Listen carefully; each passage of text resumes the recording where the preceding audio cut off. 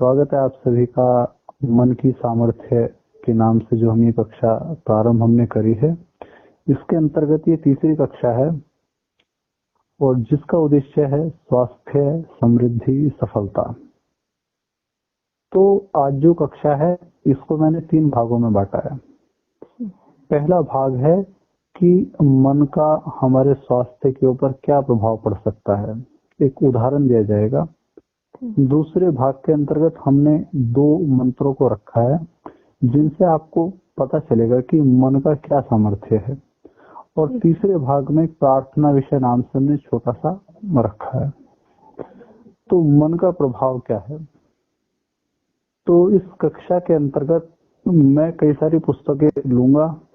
उन्हीं पुस्तकों में से जो सबसे प्रमुख पुस्तक है वो है पावर ऑफ सबकॉन्शियस माइंड, यानी अवचेतन मन की शक्ति, जिसको लिखा है डॉक्टर जोसेफ मर्फी ने। ये एक मनोवैज्ञानिक थे। ये इस पुस्तक के प्रारंभ में लिखते हैं कि आप शायद मेरी बात को तब माने जब आपको ये पता चले कि मन का क्या प्रभाव होता है हमारे स्वास्थ्य के ऊपर। तो डॉक्टर जोसेफ मर्फी अपना उदाहरण देते हैं। ये कहते हैं कि इनको ट्यूमर हो गया था और उस ट्यूमर को हम लोग कहते हैं डॉक्टर की भाषा में सरकोमा। सरकोमा वास्तव में एक इस प्रकार का कैंसर है जो हड्डियों में होता है या मांसपेशियों में होता है या जहां भी जोड़ होते हैं वहां पर होता है। और इसकी सबसे बड़ी जो विशेषता है या हम कहें दुष्प्रभाव है कि इसके अंतर्गत हड्डियां टूट जाती है बिना किसी चोट के भी। कितनी भयंकर स्थिति होती है इसके अंदर। लेकिन डॉक्टर जोसेफ मर्फी ने जो है मन की सामर्थ्य के द्वारा, मन की कुछ तकनीकें हैं जिनको हम आने वाली कक्षाओं में बताएंगे किस तरीके से वो काम करती हैं। उन तकनीकों के माध्यम से, उन चीजों के द्वारा जो है उस मन के सामर्थ्य से जो है अपना जो एक ट्यूमर था जिसको सरकोमा कहते हैं वो ठीक किया। तो ये मैंने आपको, जैसे मैं आपसे कहता हूँ कि मैं प्रयास करूंगा कि हर कक्षा के अंदर आपको कुछ ऐसे उदाहरण दूं जो जीवंत है, काल्पनिक नहीं है, वास्तविक उदाहरण है। तो उसी के अंतर्गत कभी गुडमैन का उदाहरण था, आज डॉक्टर जोसेफ मर्फी का उदाहरण था। कुछ उदाहरण ऐसे भी दूंगा जो अपने आसपास में घटे हैं, जो अपने आंखों के सामने या अपने संबंध के उसमें घटे हैं, वो भी दूंगा। ठीक, तो आप जाने से कि मन का सामर्थ्य क्या है। क्योंकि देखो, जब तक आपको ये नहीं पता चलेगा कि आपका मन क्या कर सकता है, तब तक शायद आप जो मैं चाहता हूं उस तरफ, उस स्थिति से, मतलब उस गति से ना जा पाए। तो इसलिए मैंने प्रारंभ में आपको उदाहरण दिया है कि आपके मन के अंतर्गत इतना सामर्थ्य है, इतना अधिक सामर्थ्य है कि आप की तो कोई बीमारी भी नहीं है। लेकिन जिनको बीमार कह दिया गया था, जिनको ट्यूमर जैसी बीमारी बता दी गई थी, वो तक ठीक हो गए। तो आप जो है विश्वास रखिएगा, जो भी छोटी मोटी नकारात्मकताएं हैं वो भी आपसे दूर चली जाएंगी। आपको विश्वास रखना है और देखो, जिसके भीतर विश्वास होगा वो निश्चित ही पालेगा जो उसे चाहिए। तो इसलिए मैंने आपको ये पहला उदाहरण दिया है कि मन के अंदर इतना सामर्थ्य है कि जिनको कैंसर जैसी बीमारी कहते हैं, जिनका नाम सुनकर लोग घबरा जाते हैं, वो तक भी ठीक हो जाती हैं। ठीक, तो मेरा पहला भाग था आज की कक्षा का। दूसरा भाग मैं आपको पढ़ाऊंगा आज 2 मंत्र जिनमें परमात्मा ने क्या कहा है, ऋषि दयानंद ने क्या अर्थ किया है मन के संबंध में। तो वो श्रृंखला है 6 मंत्रों की। उसके अंतर्गत 2 मंत्र अब कर चुके हैं, आगे हम लोग 2 मंत्र और देखेंगे। तो मंत्र है कि यत् प्रज्ञानमत चेतो धृतिश्च ये ज्योतिरंतरमृतम प्रजासु यस्मान् नरते किंचन कर्म क्रियते तन्मे मनः शिव संकल्पमस्तु। अगला इसके अंदर मंत्र आता है, ये नेदम भूतम भुवनम भविष्यत् परिगृहीतम अमृतेन सर्वम येन यज्ञस्तायते सप्त होता तन्मे मनः शिव संकल्पमस्तु। तो दोनों हमने मंत्र पढ़े और मंत्र की अंतिम वक्त ये कि तन्मे मनः शिव संकल्पमस्तु। ये हे मेरे मन, तो हमेशा सकारात्मक ही सोच, नकारात्मक विचार या नकारात्मक कुछ भी चीजें जो है उनको बिल्कुल भी अपने भीतर मत ला। तो इन मंत्रों का अर्थ हम लोग देखते हैं। पहला मंत्र क्या था, यत् प्रज्ञानमुत चेतो, इस कार से देखते हैं सत्यार्थ प्रकाश से हम लोग। तो ऋषि अर्थ करते हैं कि जो उत्कृष्ट ज्ञान और दूसरे को चेताने हारा निश्चयात्मक वृत्ति है, और जो प्रजाओं के भीतर प्रकाश युक्त और नाश रहित है, जिसके बिना कोई कुछ भी कर्म नहीं कर सकता, वह मेरा मन शुभ गुणों की इच्छा करके दुष्ट गुणों से पृथक रहे। देखो, बहुत ही साधारण सा अर्थ है। मन के संबंध में बताया गया है कि मन क्या है, इसका उत्कृष्ट ज्ञान है। मन के अंतर्गत जो ज्ञान है वो साधारण नहीं है। हमने पीछे पढ़ा है कि मन अपूर्वम, अपूर्व सामर्थ्य वाला है, इसका ज्ञान भी अपूर्व है। उस अपूर्व ज्ञान के ही परिणाम है कि इस मन के सामर्थ्य से, इस मन के विचार से, इस मन की मन शक्ति से किसी ने हवाई जहाज बनाया तो किसी ने पानी का जहाज बनाया। देखो, मन के विचार ही थे, यानी वो बहुत उत्कृष्ट ज्ञान था जिसके द्वारा ये चीजें बनाई गई हैं। ठीक, आज हम लोग बातचीत करते हैं, सब अपने घर पर हैं और सबके बीच की दूरी बहुत ज्यादा है, बहुत कम नहीं है। लेकिन हम लोग कैसे 6 व्यक्ति एक साथ जुड़ गए, और हमारे हाथ में क्या है, एक फोन है जिसको हम लोग फोन कहते हैं, लेकिन हम बिल्कुल ऐसे बात कर पा रहे हैं जैसे बिल्कुल पास में हो। पहले शायद संभव ना था ऐसा, 50 साल 60 साल पहले। ठीक, लेकिन आज सबके पास में मोबाइल है। और तो हम लोग खाली बात ही नहीं कर पाते, हम लोग देख भी सकते हैं एक दूसरे को अपने घर पर बैठे बैठे। तो ये जिस प्रकार का ज्ञान है, ये साधारण ज्ञान नहीं है, ये उत्कृष्ट ज्ञान है।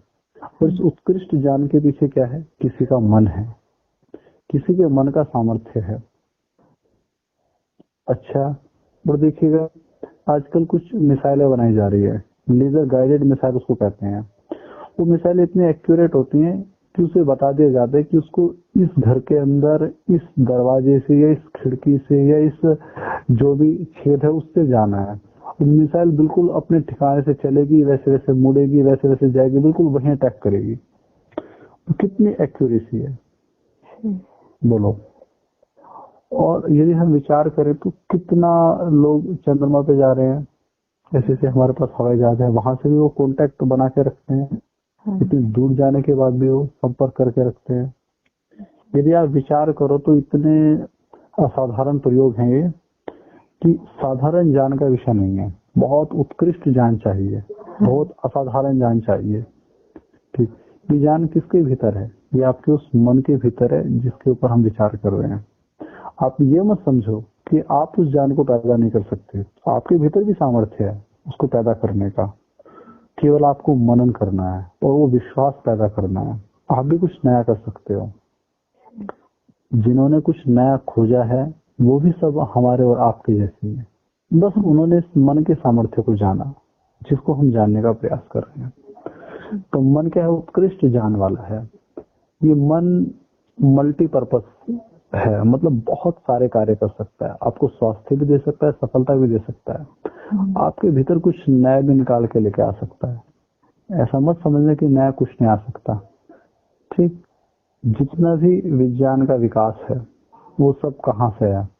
देखो, इतिहास की घटनाएं तो घटती हैं तब आती हैं, लेकिन विज्ञान तो मन से आता है। विशिष्ट ज्ञान मन के भीतर के विचारों से आता है। तो इसलिए ऋषि दयानंद कहते हैं कि ये मन उत्कृष्ट ज्ञान वाला है। फिर लिखते हैं कि दूसरे को चेताने हारा निश्चयात्मक वृत्ति है। ये दूसरे को चेताने हारा भी है, निश्चयात्मक वृत्ति यानी सही सही ज्ञान देने वाला भी है, बतलाने वाला भी है। इसके ऊपर हम और चर्चा करेंगे, थोड़ा आगे पढ़ते हैं, अगले उसमें करेंगे, अगले मंत्र पे। फिर बाद में लिखते हैं कि ये सभी प्रजाओं के भीतर प्रकाश युक्त है। हमारी जो भी इंद्रियां हैं सबके भीतर मन सबसे अलग है, ये मैंने पिछली बार भी बताया था। उनको प्रकाशित करने वाला है मन है तो ही वो है। यदि मन नहीं है तो समझ लीजिएगा जैसे कि आपके घर में पंखे हैं, लाइटें हैं, टीवी है, सारी चीजें हैं, लेकिन इलेक्ट्रिसिटी ना हो तो सब बेकार है, बल्ब नहीं जलेंगे, पंखे नहीं घूमेंगे। तो ठीक उसी प्रकार से यदि मन है तो आंखें देखेंगी, कान सुनेंगे, मुख बोलेगा। यदि मन है तो सारे काम बिल्कुल व्यवस्था से होंगे। ये मन की ही विशेषता है जिसको वेद बता रहा है। सृष्टि के प्रारंभ में बताया हुआ है सारी चीजें, और कहते हैं नाश रहित है। देखो मन का नाश भी नहीं होता। मन जो है जब सृष्टि के प्रारंभ में मिलता है और सृष्टि के अंत तक रहता है और फिर अपने कारण में चला जाता है, नाश नहीं होता, नष्ट नहीं होता। और ठीक आपका मन ऐसा ही है। ये मैं थोड़ी और अलग बात आपको बता रहा हूँ मैं, चलो इसको भी मैं चलो आगे शेयर करता हूँ, अगले मंत्र में करूंगा, वहां कई सारी चीजें इकट्ठे आ जाएंगी। तो मन क्या है, नाश रहित है, इसका नाश नहीं होता। हम लोग चलने से दौड़ने से थक जाते हैं, ये थकता भी नहीं है, बस चल रहा है, निरंतर गति करता चल रहा है। पता नहीं ईश्वर ने इसके अंदर क्या, इसको किस तरीके से चार्ज किया है, किस तरीके से बनाया, बड़ी अद्भुत रचना है, बहुत गजब की। फिर लिखते हैं कि जिसके बिना कोई कुछ भी कर्म नहीं कर सकता। तो मैंने आपको पहले बताया था, पिछली कक्षा में भी उदाहरण दिया था कि अर्जुन सब कुछ जानता था लेकिन मन से हार गया, तो हथियार डाल दिए, कांपने लग गया। श्री कृष्ण ने समझाया, मन मजबूत हुआ तो महाभारत को युद्ध जीत ले गया। इस संसार के जितने भी कार्य हैं, और पिछली बार ये भी आया था, यज्ञ और युद्ध आदि सब मन के द्वारा होते हैं। यहाँ भी उसी बात को कहा है कि जो भी आप कार्य करोगे बिना मन के आप कुछ नहीं कर सकते। कई बार हम लोग व्यवहार में देखते हैं, काम है, हम कहते हैं मन नहीं है, खाना बनाना है, मन नहीं है, लेट हो जाते हैं, नहीं बना पाते। तो क्यों? क्योंकि मन नहीं है, और मन होता है तो फुर्ती से सारे कार्य कर देते हैं। तो बेशक आपके पास कितने सामर्थ्य हो, लेकिन यदि मानसिक सामर्थ्य नहीं है, मन से आप दुर्बल हैं, तो सब सामर्थ्य व्यर्थ है, कोई सामर्थ्य किसी काम नहीं आएगा। जब कुंफू आदि की ट्रेनिंग दी जाती है तो उसके अंदर ध्यान के ऊपर विशेष जोर दिया जाता है। उसका कारण यही है, कई बार ऐसा होता है परिस्थिति जब विपरीत आती है तो आदमी जड़ हो जाता है बिल्कुल। मान लो 10 व्यक्तियों ने भी घेर लिया तो वो सब भूल जाता है उसको क्या आता है। लेकिन यदि आपका मन शांत है तो वो सबसे निपट सकता है। ऋषि दयानंद के जीवन में घटना आती है कि सामने भालू आ गया, दोनों आगे के पैर उठा के खड़ा हो गया। ऋषि कहते एक बार तो मेरी समझ ही नहीं आया करूं क्या। फिर आगे क्या होता है, जो हाथ में उन्होंने वो सोटा लिया हुआ था वो लेके उसकी तरफ दौड़े, तो भागा उल्टा। जबकि भालू तो छोटा नहीं, बहुत बड़ा जानवर होता है। तो क्यों, यदि मन से हार जाए आदमी तो फिर हो जाए काम, लेकिन मन मजबूत है तो बढ़ गए उसकी तरफ। तो इसलिए संसार में जो भी कार्य हैं सारे मन से होते हैं, और हम इस कक्षा में जिसलिए जुड़े हैं वो मन के उस सामर्थ्य को जगाने के लिए जुड़े हैं। और मुझे विश्वास है वो सामर्थ्य जागेगा, निश्चय ही जागेगा, हम सबका जागेगा। जो भी इस कक्षा में जुड़े हैं, जो भी इस कक्षा को सुनेंगे, वो कुछ नया लेकर जाएंगे, ऐसा मुझे विश्वास है पूरा। आगे लिखते हैं कि वह मेरा मन शुभ गुणों की इच्छा करके दुष्ट गुणों से पृथक रहे। तो ये बात बार बार आपको उसमें समझाऊंगा, बार बार ऋषि समझाएंगे, बार बार वेद समझाएंगे कि मन के भीतर केवल सकारात्मकता चलनी चाहिए, और सफलता के विचार, निराशा के विचार, खोने के विचार, बीमारी के विचार, संसार की चिंताओं के विचार नहीं आने चाहिए। बस उत्साह रहे, प्राप्ति के विचार रहे, ठीक है, स्वास्थ्य के विचार रहे, समृद्धि और सफलता के विचार रहे, निराशा के विचार ना आए। तभी ये सिद्ध होगा, तन में मनः शिव संकल्पमस्तु, तभी परमात्मा की आज्ञा। देखो मन की विशेषता ये है कि मन दोनों विचारों के ऊपर कार्य करता है। निराशा के विचार आपको गिरा देंगे, उत्साह के विचार आपको तुरंत उठा देंगे। तो इसलिए परमात्मा ने पहले कहा है कि मन से तू सब कुछ करेगा, ये सारी चीज तू करेगा, उत्कृष्ट ज्ञान भी पैदा करेगा। तू मन के द्वारा जो है अपने प्रजाओं के भीतर प्रकाशित भी रहेगा, तू मन के द्वारा सारे काम करेगा, लेकिन शर्त यह है कि तुझे मन को सकारात्मक रखना है। तो ये प्रथम मंत्र हमने देखा, दूसरा मंत्र देख लेते हैं। ये नेदम भूतम भुवनम भविष्यत परिगृहीतम अमृतेन सर्वम येन यज्ञस्तायते सप्त होता तन्मे मनः शिव संकल्पमस्तु। बड़ा ही अद्भुत मंत्र है, बहुत अद्भुत है। क्यों है वो मैं पढ़ाऊंगा तब आप समझोगे। येन अर्थात जिसके द्वारा, येन जिसके द्वारा इदम इस, या येन जिसने, इदम इस, भूतम भूतकाल को, भुवनम वर्तमान काल को, भविष्यत भविष्यत काल को, परिगृहितम पकड़ा हुआ है। देखो ऋषि दयानंद की भाषा में आप पढ़ो, थोड़ा आपको विरोधाभास लगेगा, लेकिन मैं कुछ नहीं कहूंगा, मैं खाली वही पढ़ाऊंगा जो ऋषि दयानंद ने अर्थ किया। ये मैंने आपको पहले बता दिया था। ऋषि दयानंद इसका अर्थ करते हैं कि हे जगदीश्वर, जिससे योगी लोग इन सब भूत भविष्यत वर्तमान व्यवहारों को जानते, यानी आपके मन के भीतर सामर्थ्य है भूत को जानने का, भविष्यत को जानने का और वर्तमान को जानने का। ये अद्भुत है, ये अद्भुत है, लेकिन ये है, ये असत्य नहीं है। क्यों क्यों मैं ये बात कह रहा हूँ, समझना। अभी पीछे मैंने एक शब्द पढ़ाया था, ये मन आपका नाश रहित है, ठीक है।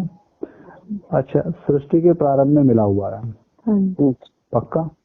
सृष्टि के प्रारंभ में मन आपको मिला और ये है नाश रहित, ठीक। ये आपका पहला जन्म तो है नहीं, इससे पहले कितने जन्म आपके हुए होंगे, तो क्या उन जन्मों की स्मृति इसके ऊपर नहीं पड़ी है?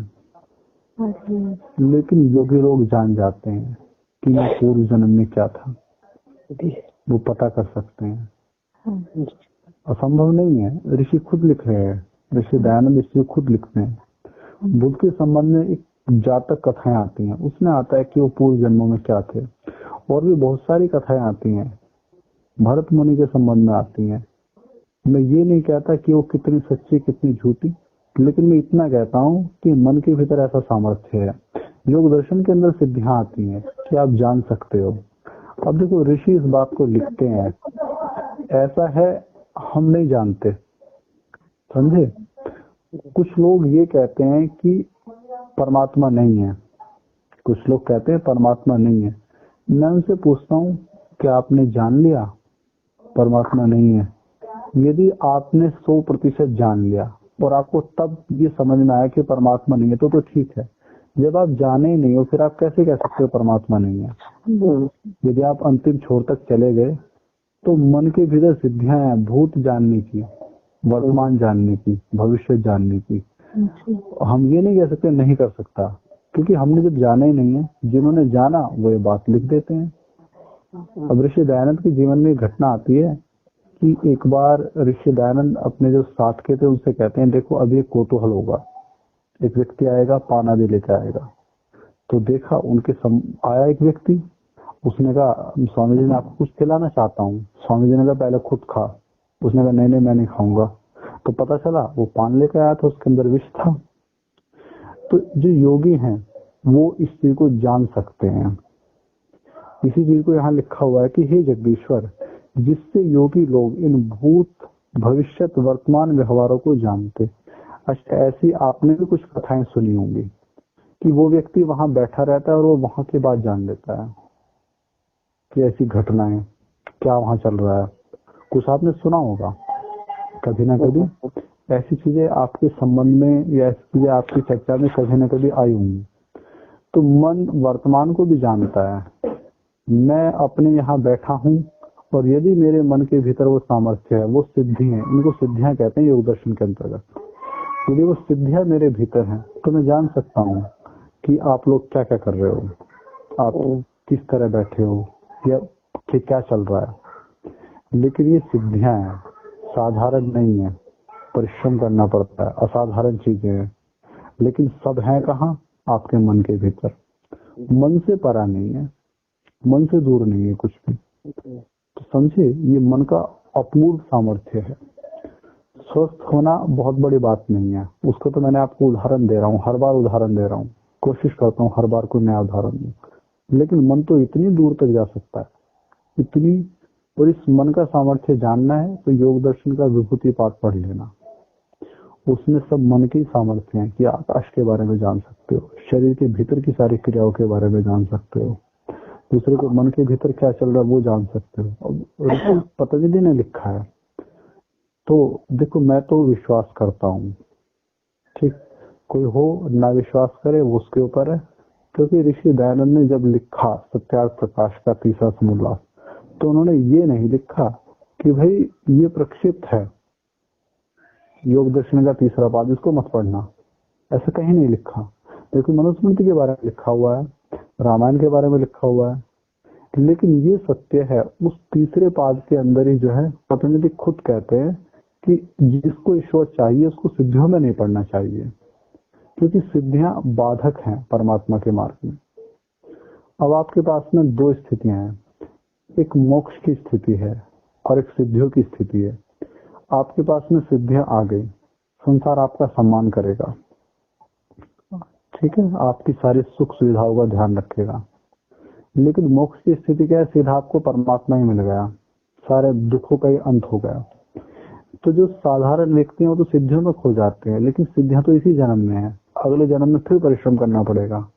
लेकिन बुद्धिमान लोग जो है वो सोचते हैं कि ये हर बार के परिश्रम से ही छूट जाए, ऐसे सुख को प्राप्त करें जो स्थिर हो। तो बताओ कौन बुद्धिमान है, जो खाली इस जन्म के बारे में सोचेगा या जो आगे के बारे में सोचेगा? आपको क्या लगता है? जो आगे के बारे में सोचेगा।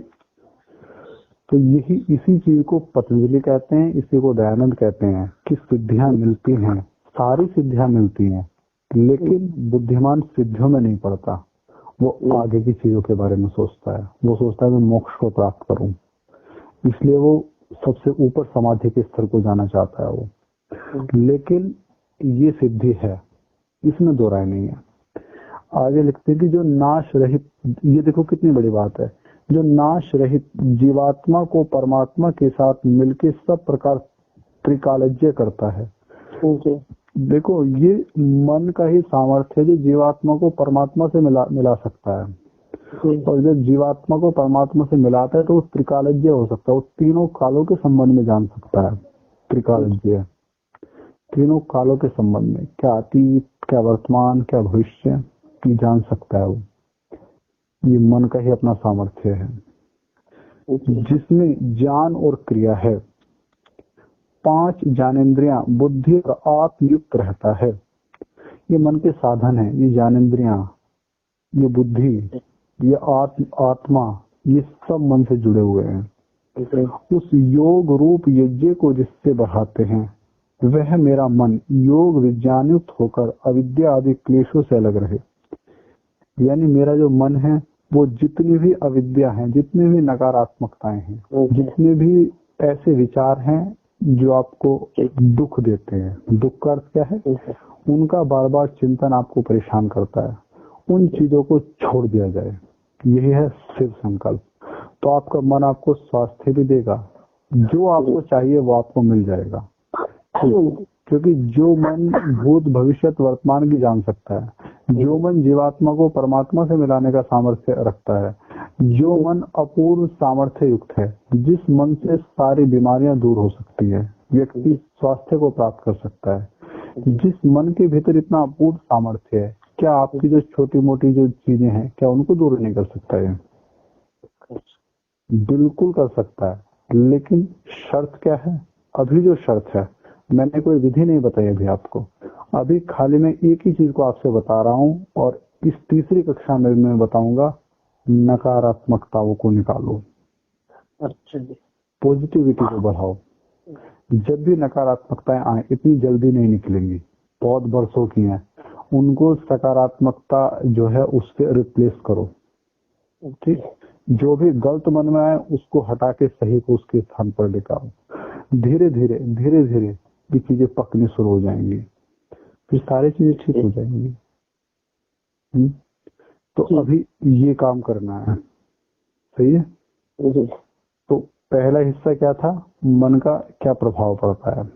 दूसरा हिस्सा मैंने क्या बताया, मन की क्या विशेषताएं हैं।